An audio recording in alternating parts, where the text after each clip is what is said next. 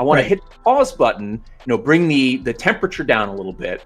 Absolutely. And in the way that you, with a very calm and tempered vocalization around it, can communicate what the big things we need to be focused on right now, where we're at today, and what we need to be focused on in terms of the roadmap.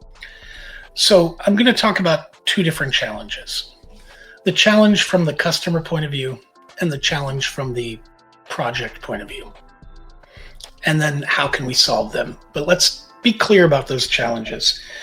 The beginning of your question was how can the enterprise, or how can large customers, large organizations look at this? And the answer there is,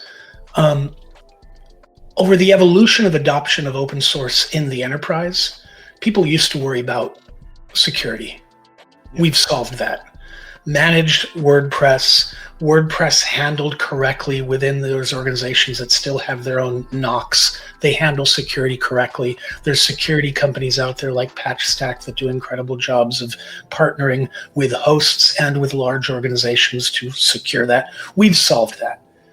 Right now, the biggest problem is the supply chain security. The reality is that you have to be able to trust where your software has come from. And before this started, before all this negativity from last September started, we already had that problem.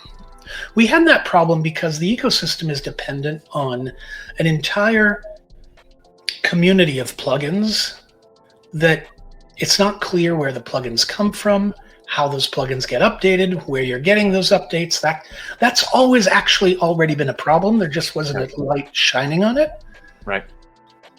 This situation has created a spotlight, a laser beam focused spotlight on the fact that for open source to succeed in the enterprise, for open source to succeed for anything other than a hobby project, we must, as a community and an ecosystem, get past just talking about governance of an open source project and actually talk about the source of where this software is coming from.